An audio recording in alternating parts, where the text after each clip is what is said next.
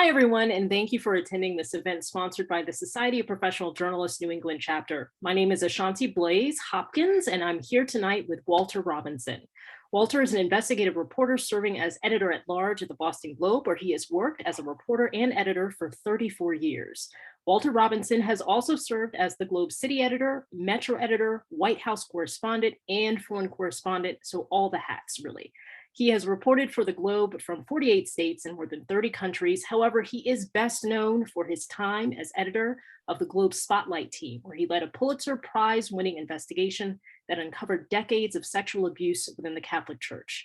The story of the investigation was turned into an award-winning film, Spotlight, which won an Academy Award for Best Picture in 2016. Robinson was portrayed by actor Michael Keaton. Walter, thank you so much for joining us tonight. Thanks very much for having me. So I wanted to start really at the beginning. Let's talk a little bit about how you found journalism in the first place. How did you end up figuring out that this was a career that you wanted to get into? So we're actually going back to the days when stories were done on typewriters. That's a sort of like a metal device that had.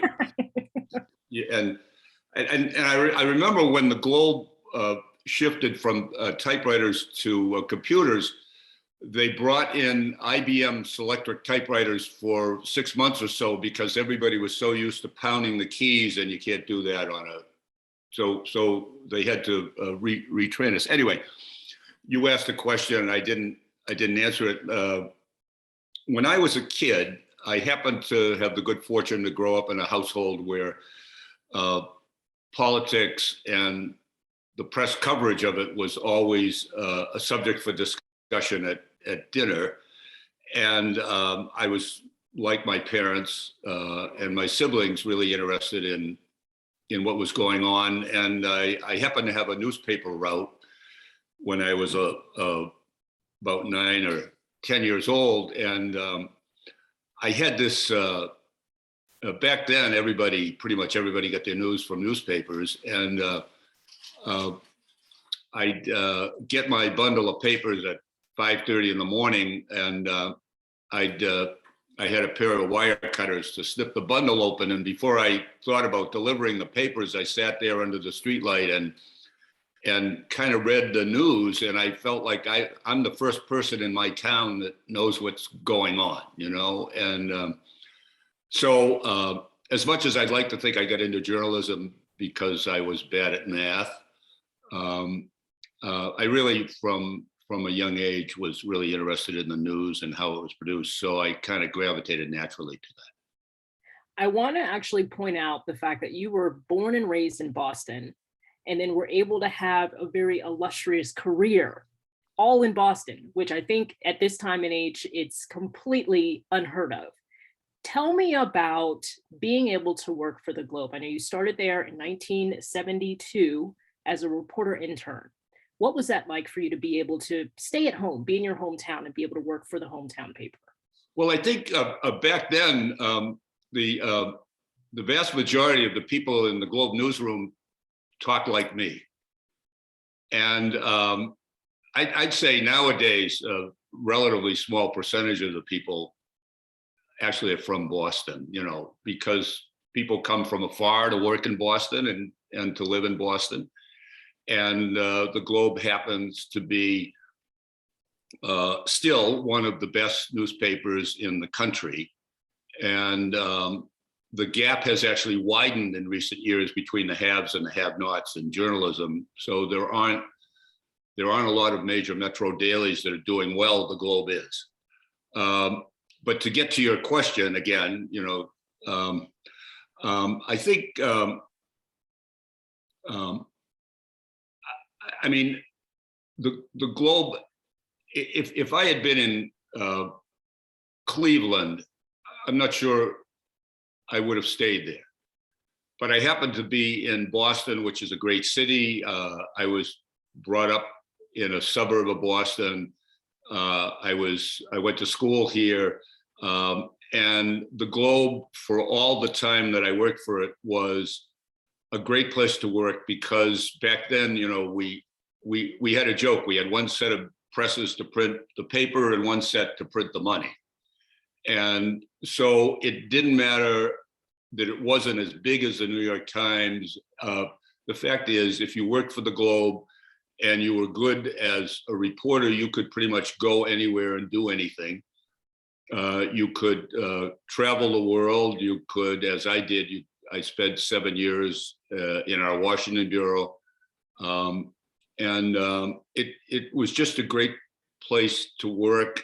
And it was always known as a writer's paper. And one of the reasons for that is that reporters would come up with good ideas and editors would say, yeah, go ahead, do it. And that's not true, obviously, at a lot of news organizations. So I just happened, I feel like I hit the trifecta. And that's before we even got to the Spotlight team. I know one of the things we talked about earlier today when we had a conversation was this idea that every single story can be an investigative piece. And that's kind of how you approached your job as a journalist. Talk a little bit about that approach and how that allowed you to be able to move up and wear all of these different hats and then end up in charge of the Spotlight team. Yeah. Well, I think like everybody else coming into a newsroom, and I came in, I was a student intern. I came in 1972. That's actually 50 years ago. That math I can do. But I came in, I had spent 4 years in the Army, and I felt like I had some catching up to do.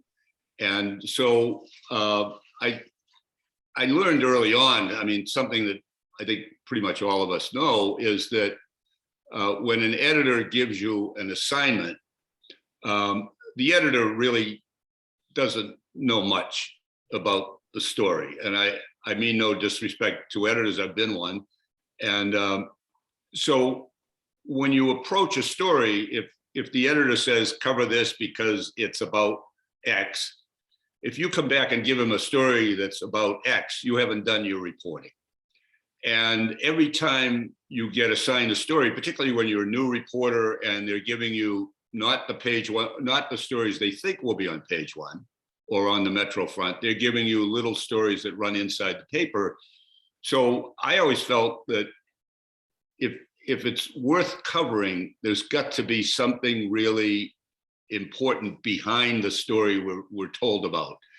And so I got in the habit of digging those stories out, and pretty soon that small assignment I was given, those stories ended up on the Metro front or the front page. And nobody called it investigative reporting back then. It was just good reporting. And I've been teaching now for most of the last 15 years, and I teach investigative reporting. And I tell my students, I said, you're not going to come out of this class, even if you get an A, and go on to the Globe Spotlight team. It's not how the business works. You're going to have to prove yourself doing these little stories. Well, guess what? Every good reporter should be an investigative reporter. And every good reporter, even on a daily assignment, can use some of the same techniques we use as investigative reporters to dig deeper on any subject, to get information, to find data, to figure out how to get at sources who know more about the story. So that story that you do for the next day's paper, or the story you get 2 days to do, will be much better than if you took it as an assignment and didn't dig deeply. And if you do that enough, pretty soon you're going to end up getting invited onto an investigative team. So that's obviously where you found yourself. You found yourself on the Spotlight team. You found yourself leading the Spotlight team. Tell me a little bit about how the Catholic Church sexual abuse story came about.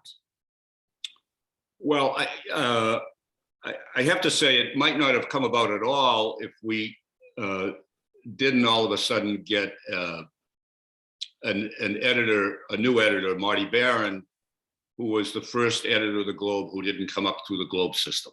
He wasn't homegrown. He wasn't a Red Sox fan.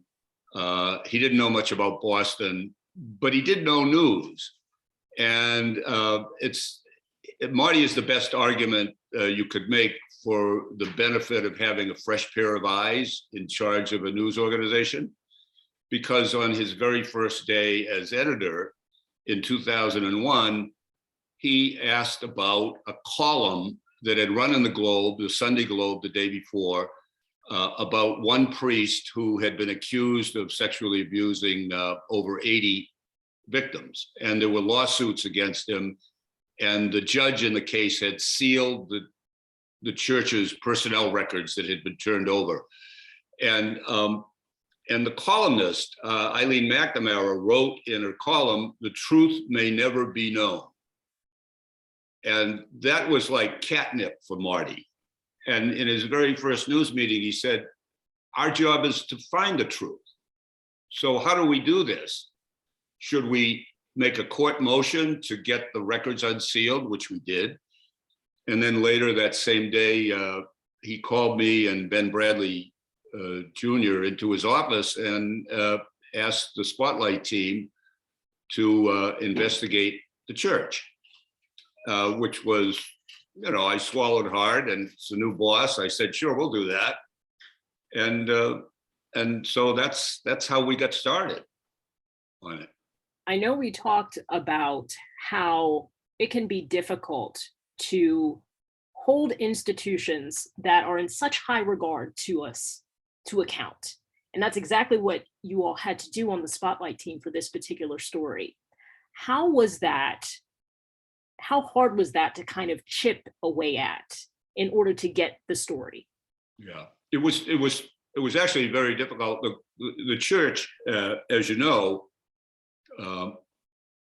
is exempt from any reporting requirement to any public body. And even though they're a nonprofit, they are not even subject to the minimal reporting that nonprofits have to do. They have to publicly file their tax returns. And so we had a bit of an impenetrable granite wall to get through, to get to the story. And it was different in the sense that the Spotlight team, like most investigative teams around the country, had long focused on official government corruption and shoddy home construction and shady business deals.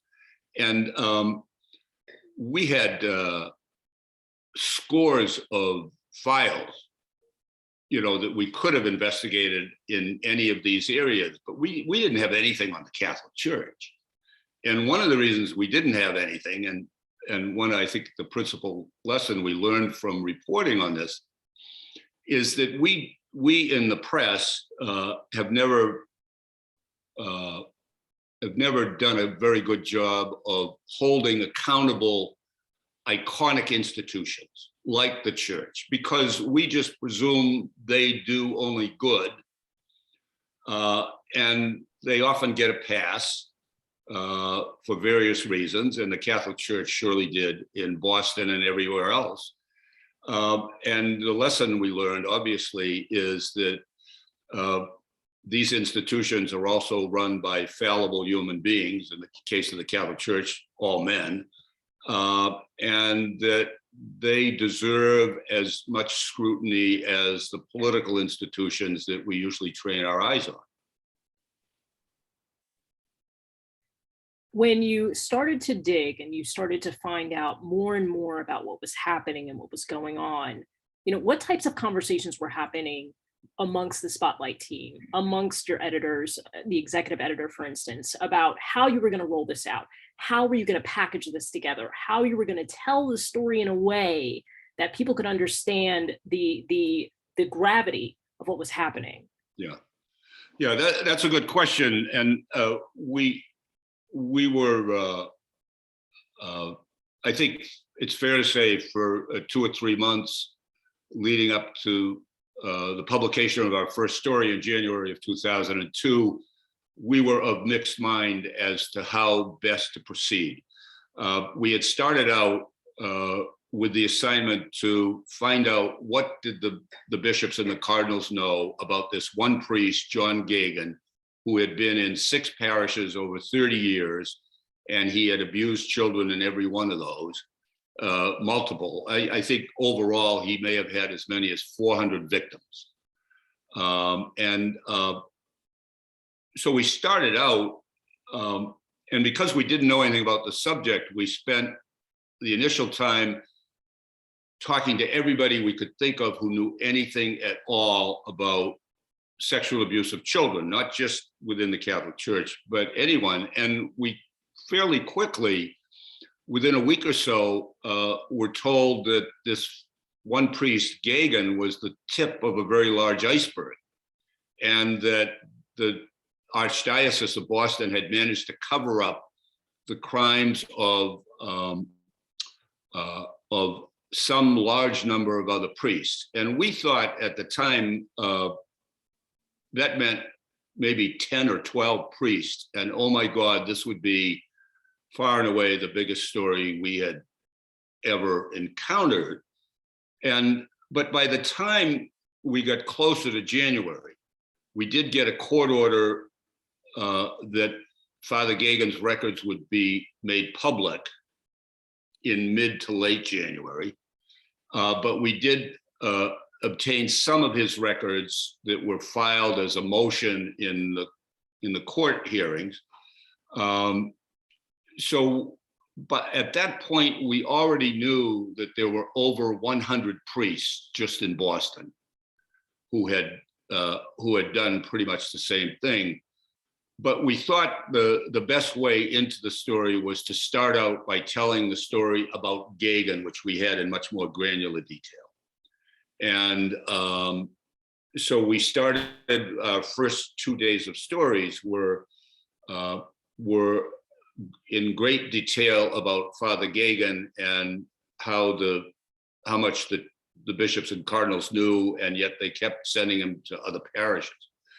So that kind of set the stage for 2 things. Number one, we had started 2 years earlier running a little box with all of our stories saying, if you have information on this subject, you can contact us by email or by phone, which is that's a kind of a tough step to take because, as you know, people who aren't in our business think that we know everything. Mm-hmm. In fact, all we know is what people tell us. And so we put this box in our stories, our first stories, and in the first week or so, we got calls from over 300 victims just in the Boston Archdiocese. Wow. And what we didn't understand at the time is that the dawn of the internet age had just begun. And so what happened with our first stories is that they went viral.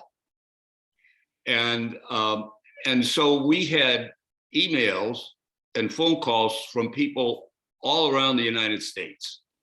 And we had emails from, I want to say, 15 other countries: Australia, New Zealand, the British Isles, Spain, even India, where there's a concentrated Catholic population in the Goa area. So we got an enormous amount of information coming in, and a lot of victims who had never told anyone about what had happened to them, including their family members, approached us and wanted to tell their stories and wanted to give us information about many more priests. And so we were, shall we say, overwhelmed with information. We added 4 more reporters to the story. And, by the time 2002 ended, we had published 600 stories, which is, for an investigative team, more than your usual workload, which some years can be 3 or 4 stories. That's it, At what point did you kind of say to yourself, oh my gosh, what have we stumbled upon? Well, it's funny. You should mention that early on, we said, "Oh my gosh, what have we stumbled upon?" When we thought there were, a 10 or 12 priests, and then later on, we spent 3.5 weeks going through the archdiocese's own annual directories, where every priest and I almost said his or her, I'm sorry, every priest and his assignment was listed. And we were looking for priests who had been placed on sick leave or in these categories awaiting assignment.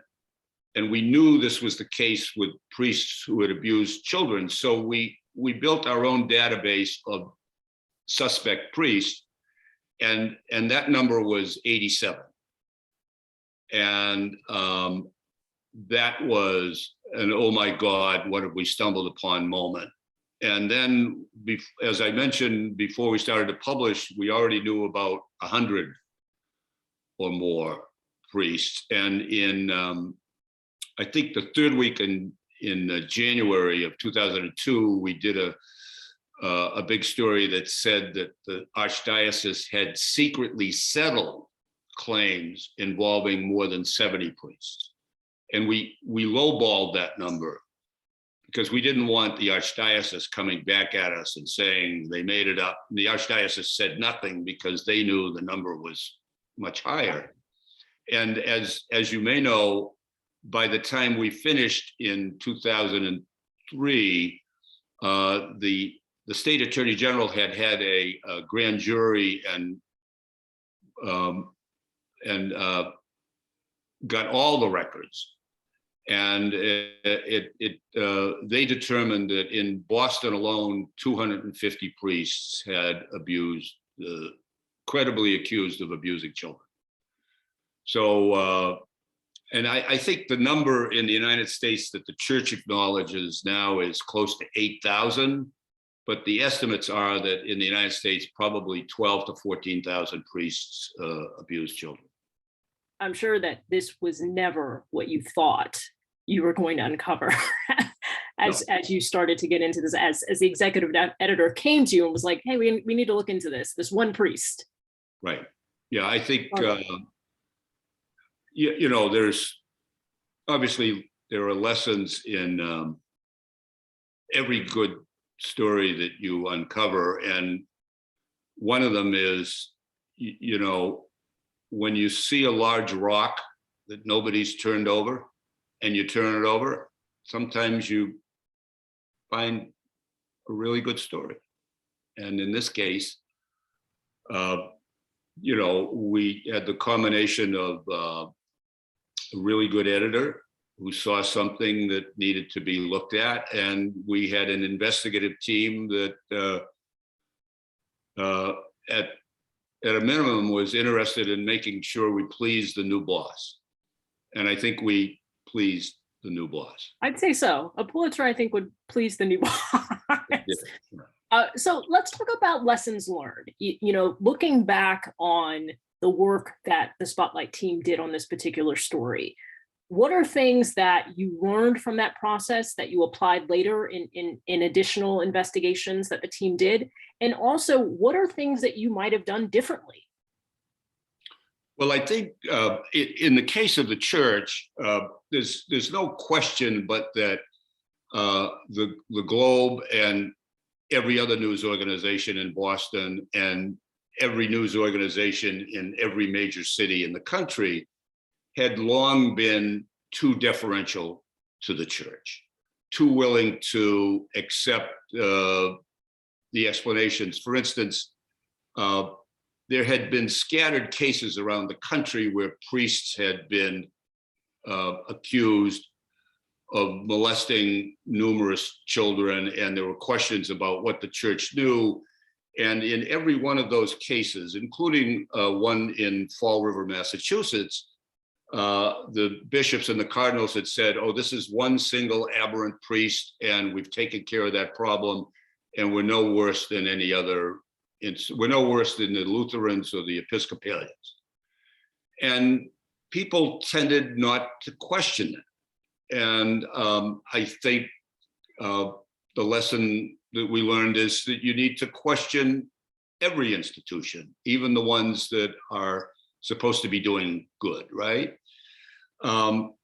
You know, I remember in the first months of 2002, when we were publishing, I got around the country a little bit that year speaking about this issue. And I remember fielding questions like, well, is there something in the water in Boston that makes priests abuse children?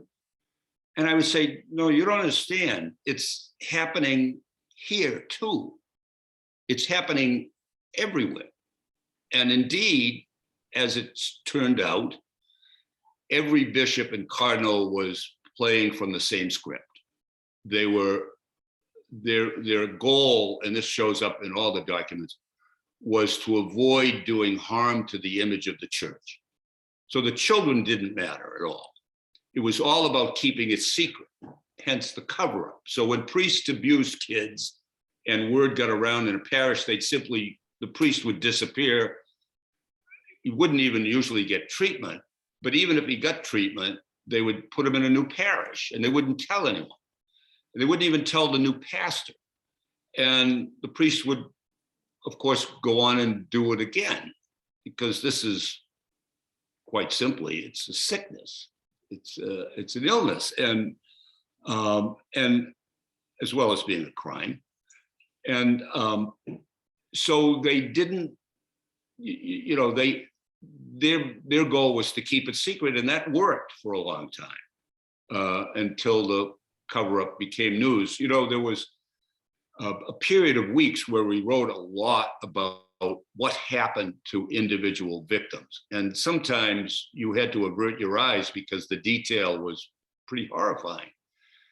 But fairly soon, we got into a different mode of reporting, and it really became less of minute details about what one priest did to one child, and more about how did the church handle this? Because the church pretty much knew about all of these offenders.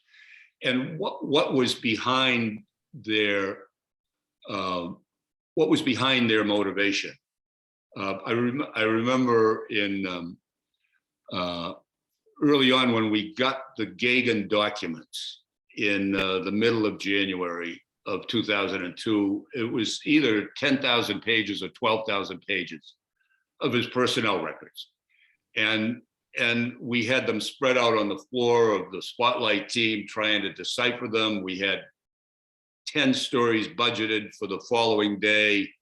And we had the editor on the phone asking me, what's in the documents? What's the lead? And my initial reaction was to say, the lead is what's not in the documents. And I got this, what do you mean? And I said, well, nowhere in the 10 or 12,000 pages is there a single page on which any priest, bishop, or cardinal expressed the slightest concern about what had happened to any one of the children.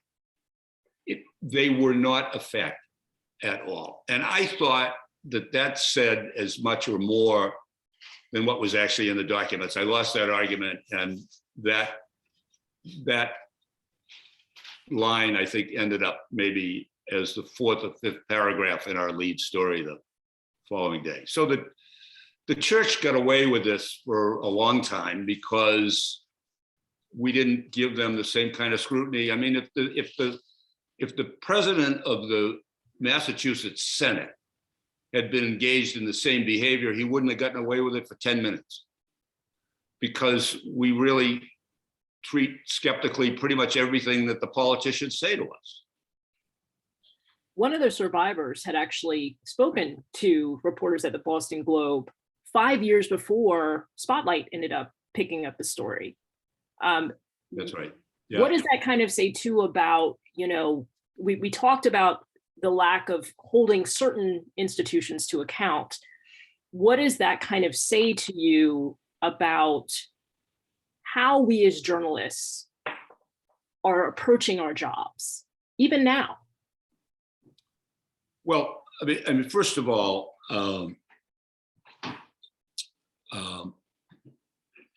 it's let me deal first with your what you said correctly about a survivor, Phil Saviano, came to the Globe 5 years before we began our investigation, and he met with 2 reporters, and he had information about priests abusing children. But as part of what he said, this is an international criminal conspiracy that goes all the way to the Vatican. And he was adjudged to be a little bit nutty, and they didn't take him seriously, and nothing was done. It turns out he was right, that this was in fact, and continues to be in some respects, an international criminal conspiracy that is run out of the Vatican.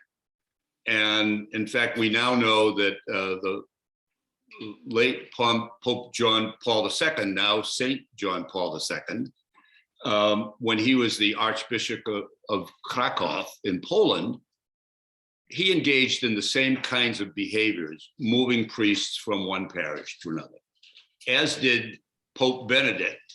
Then Cardinal Ratzinger, who was the Archbishop of Munich, he did the same thing in the late 70s in Munich. So it was indeed something that the higher levels of the church were well aware of and managed to keep secret. Now, in terms of what happens in a newsroom, I think those of us who've spent a lot of time in the kind of crazy environment of the daily newsroom know that many people call us every day with stories they want to tell. And the calls are usually handled by the college interns, which is a lot of responsibility when you think about it. And they have to make judgments about whether people calling in are people who are off their meds. And the problem is, for every 10 people who call in who seem to be off their meds, one of them is not, and has a really important story. And how do you know, how do you tell the difference? And as a consequence of that, the kind of deluge of information that comes in every day, all of us miss stories all the time. And I think most of the time when we break big stories, we often find evidence that we should have noticed maybe years earlier. So the other issue there that I think you may be referring to is that mostly nowadays, journalists, certainly in larger newsrooms, are the products of middle-class to affluent families. They went to the best schools, and their associations, both at work and in their lives, almost never put them in touch with people who I would characterize as being members of victimized populations, people who are run over by society. And these are people that we seldom talk to. And in fact, when we do talk to them, we often don't speak the right language. And this is a constant problem in every newsroom that I'm aware of, that we don't, our reporters don't get out and talk to the people who have the most important stories to tell us, the people who have no voice but the one we can give them. And that's a big and continuing and constant failure in American journalism. And yes, we break through it every now and then, but we don't do it nearly enough. Yeah, I think diversity in newsrooms, it's more than just about race. It's about socioeconomic background. It's about origin of where in the country you're from, even international, right? And I think, we're starting to pay attention to that, but we have a long way to go. Yes. Let me ask you, once the stories started coming out and once your work as the Spotlight team was done, eventually you get a phone call about, we're going to turn this into a movie. And Michael Keaton is going to be the one to play you. So what was that? What were the thoughts going through your head as you started to think, interesting. One, they're going to turn this into a movie and Michael Keaton is going to play me. Well, it didn't happen that quickly. I'll give you a little bit of the background because I think it's interesting. In 2008, Columbia University Graduate School of Journalism decided that they would do a case study about our investigation. And they hired a freelance writer, David Misner, who came to Boston and interviewed us all and produced a really good case study that was behind Columbia's firewall for a long time. And it's 24 pages. And you can actually Google it. If you Google Boston Globe Spotlight Team, Columbia Journalism School, it'll come right up. It's worth reading. And so the author was in California, excuse me, and he had a novel to sell. And he met with these two young producers, Bly Faust and Nicole Rockland, and he was trying to sell his novel. And I'm not sure what happened to that, but in the conversation, he said, well, I also wrote this case study for Columbia about how the Boston Globe broke the story of the clergy sexual abuse scandal. Does that interest you? And yes, it did. And so this was 2009, and we had these two women came to Boston to meet with us. And one of them, Bly Faust, who's a good friend of mine now, I kid her. I say, if you hadn't been buying us breakfast at the Ritz, we wouldn't have even. Because the idea that anybody would want to make a movie out of the kind of boring day in and day out chipping away at a granite wall, which is what we did, didn't make a lot of sense to us. But they bought our rights, the six of us, Marty Barron, Ben Bradley Jr., Sasha Pfeiffer, Mike Resendez, Matt Carroll, and myself. They bought our rights for the price of a cup of coffee a day. And we thought we'd never hear from them again. And then 2 years later, they were able to get funding to hire a director and a screenwriter, Tom McCarthy and Josh Singer, who then spent 2 years developing the screenplay and spending a lot of time with us in Boston. And then eventually, I think at a moment when they despaired that the film would ever attract the funding to make it, all of a sudden they got these A-list actors, Michael Keaton, Mark Ruffalo,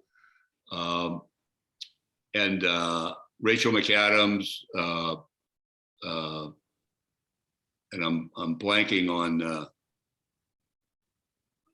the guy, Stanley Tucci, who played Mitch Garabedian, the lawyer, and Liev Schreiber, who played Marty Barron. This was a great cast, and they got 20 million to make the movie.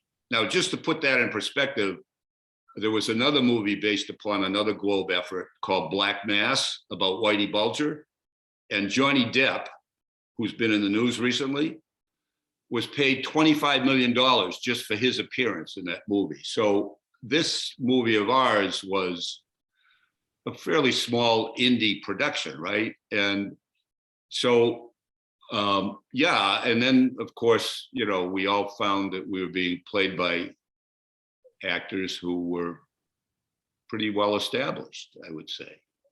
And And it was a little strange because, you know, we're used to picking other people apart as reporters, to have them pick us apart, wanting to know every last bit about our lives and our reporting, how we do our work, how we walk, how we talk, our mannerisms, you know, how often do we do this kind of stuff.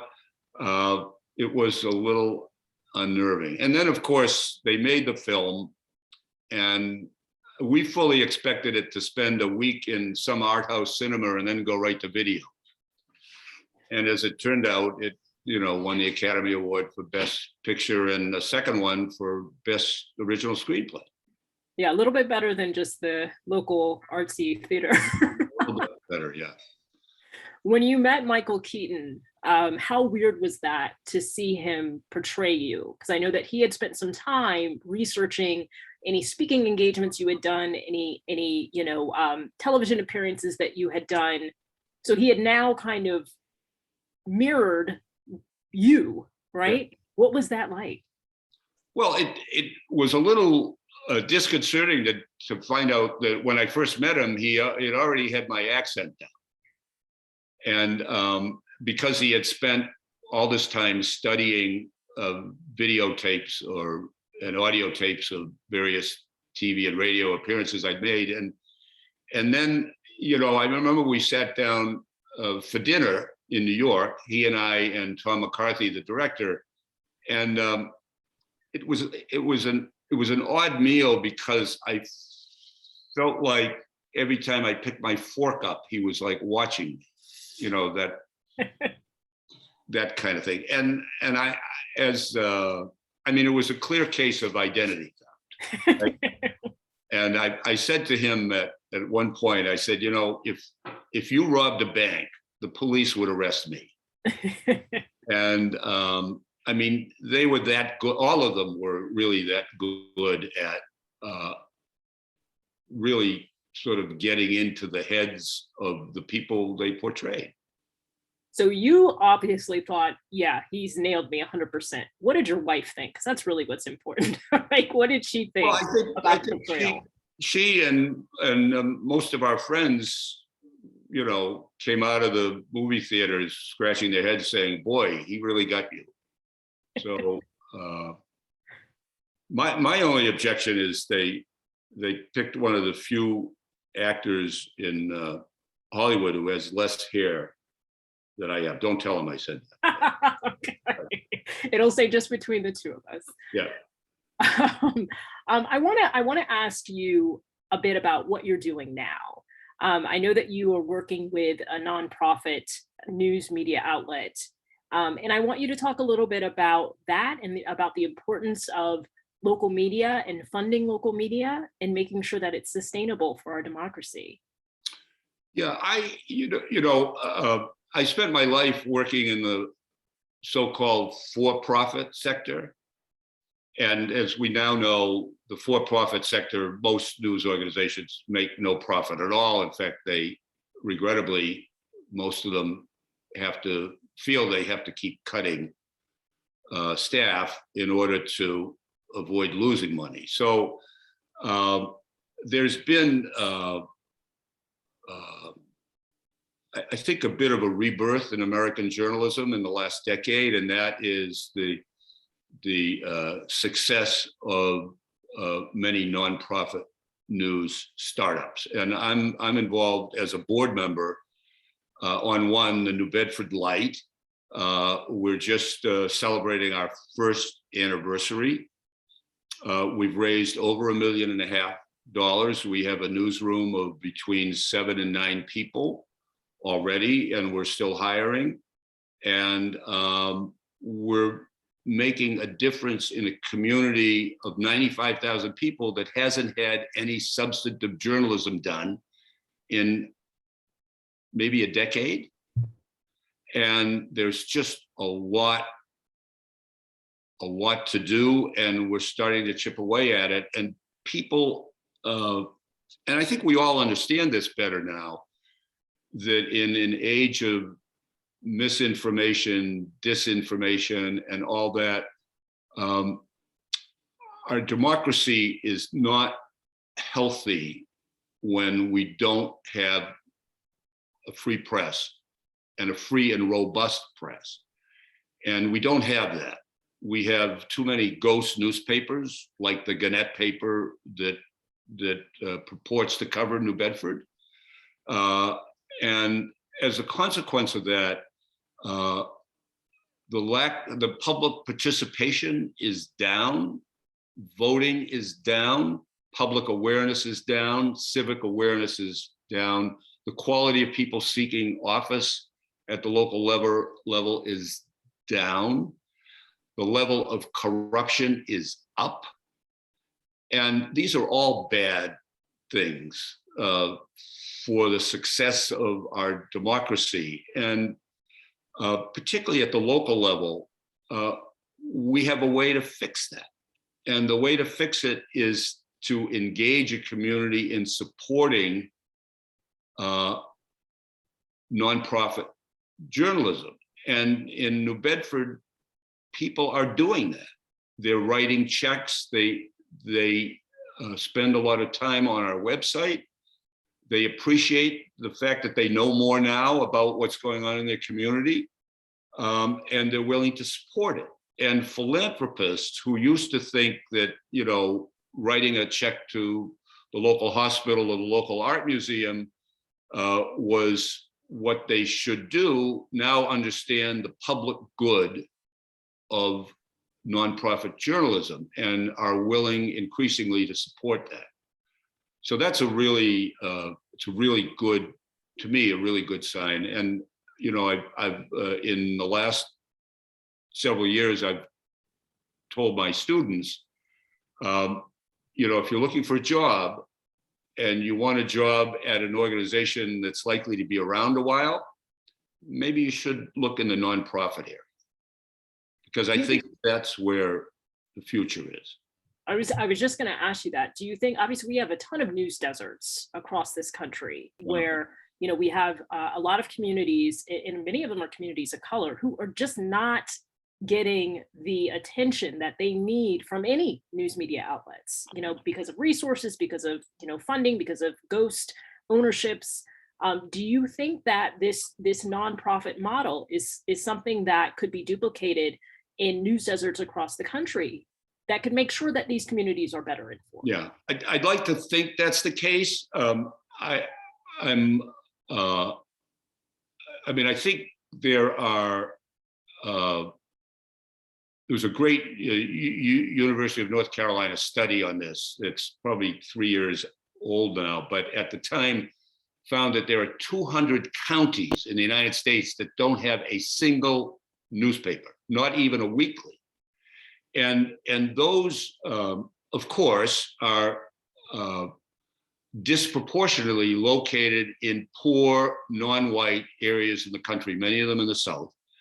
And I'd like to think that this wave of funding for nonprofit journalism will happen equally across the country. My fear is it will not and has not.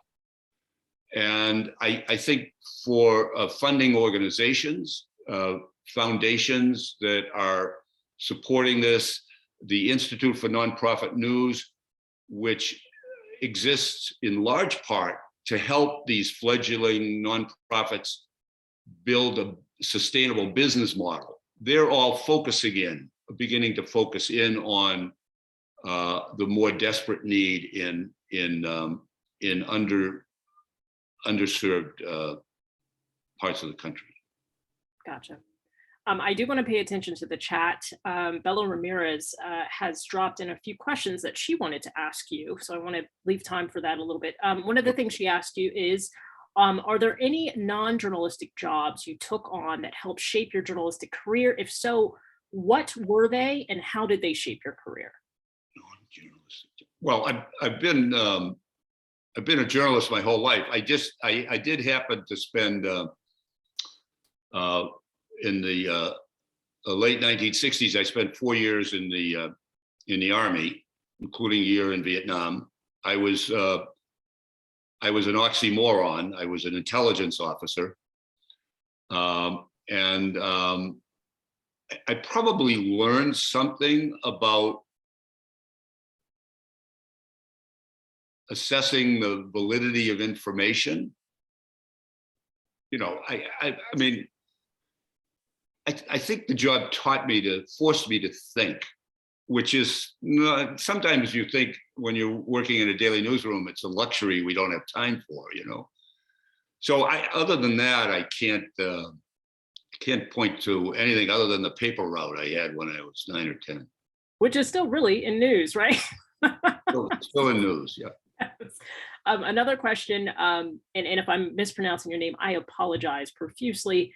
Zhengshang Wang, she says the Globe moved out of their iconic offices on Morrissey Boulevard and are now in a high rise in downtown Boston. Do you miss seeing the printing presses in the Boston newsroom?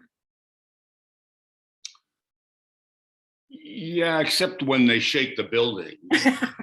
I mean, the Globe actually is in the lower floors of a high rise. The second and third floors at 53 State Street downtown. You know, the Globe, like all of the papers in Boston, were all located within 2 blocks.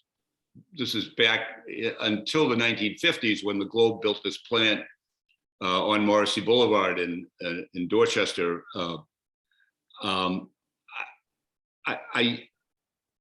like to say I don't have an office or even a desk at the new Globe building, but I'm not in there very often. Certainly nobody's been in there for over 2 years now, hardly anybody, because of COVID. But I just miss the water cooler atmosphere, and I think you know, we all learn to work remotely. A lot of people like it because if you live in and around Boston, it can save you an hour and a half or 2 hours of commuting time a day. But I think on balance, it's better to have people working together in person if you can do it. Certainly with team reporting, which the Spotlight team does, it's invaluable to be able to sit down and share ideas, you know, several times a week. And I mean, I love Zoom, but you know, Zoom has its limitations. So I think you know, the Globe, like pretty much every other organization, keeps pushing back the re-entry date. And the re-entry date at the Globe, when it happens, will be 3 days in the office and 2 days remote. So, but that hasn't happened yet. It's an interesting question. Do you think in this Zoom atmosphere that it would have been a lot more difficult for the Spotlight team to have done a story like that? Well, the first thing I'd say is that if COVID had happened 20 years ago, we'd be out of business because we just did not have the technology to work and remotely and put the paper together. Literally, editors do it at their home computers now. We couldn't have done that. So would we have been able to do that story in this environment? Yeah, I think we would have. It would have been more difficult. I mean, the beauty of a team is, you know, you sit down 3 or 4 times a week and you're all working on the same story, and you know, everybody's putting information into the same queue, but you talk about things and you get ideas from other reporters that you hadn't thought of. You know, somebody would say, well, I interviewed so-and-so, and somebody say, well, you know, I know somebody else who has information in that area. Here's his or her name, you know, and you get that kind of cross-pollination. It's kind of difficult. It's more difficult to do on Zoom. Chris Keating has a question in the chat. He asked, did Cardinal Law, Bishop Murphy, or anyone else agree to an interview? My memory from the movie is that the answer was no. The Cardinal did a small handful of press conferences. The first one, which was 3 days after we started to publish, turned out to be a disaster because he was trying to explain away the sins of Father Gagan. And he said, well, he had been cleared to return by 2 qualified physicians. And then we very quickly got a tip and turned around a story that the 2 qualified physicians were, one was his family general practitioner, and the other one was a psychiatrist at a church-run hospital who not only had no background in treating people with sexual abuse problems, but had himself been accused of sexual molestation of some of his female patients. So the Cardinal didn't do well when he chose to speak publicly. So he mostly pretty much stayed in hiding, I would say. I'm going to ask you one last question for us to wrap up. And this is going to be more of a broader question to our industry. Where do you see our industry in the next 5 to 10 years? What do you think that looks like? You know, we have so much trouble getting right what happened yesterday that every time we try to predict the future, we're not good. I mean, you know, one thing that's clearly happening is we're moving away from the printed product. And some people would suggest we're moving more slowly than we should, but we still have a disproportionate amount of our advertising that's in the printed paper. But, you know, if you look at the globe, the daily print circulation, I think, is down 70, 80,000, was once 525,000. But the digital only audience is closing in on 250,000. And that's the future. And when you figure the costs of newsprint and the salaries of a few hundred pressmen and mailers and Teamster truck drivers, and the fact that the newspaper that lands on my doorstep in the morning never has the Red Sox score from the night before. I mean, the future's all digital. And, you know, the Globe, like a lot of news organizations, is a multimedia platform. I mean, the Globe wins Emmys all the time for its videography.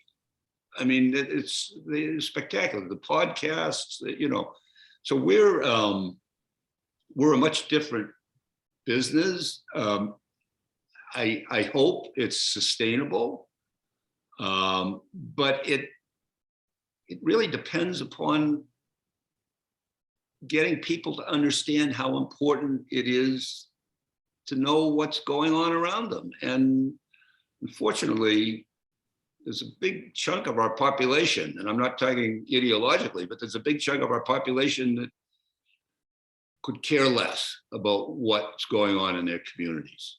And that's different than when I was growing up. Walter, I want to thank you so much for joining us this evening. I think this was a wonderful conversation, and I think everything that you shared was so enlightening and so, so wonderful to hear. I want to thank everyone for joining us this evening and for joining the Society of Professional Journalists New England chapter. We hope you all have a wonderful evening, and this has been recorded, so it will likely be pushed out soon on social media and on SPJ-NE's website so that you may watch it again, or you may share it with folks who may not have been able to be here this evening. And let the record reflect that the questions were a lot more interesting than the answers. That is so not true. Thank you so much, Walter. We appreciate you. Thank Everyone you. have a wonderful evening. Thank you.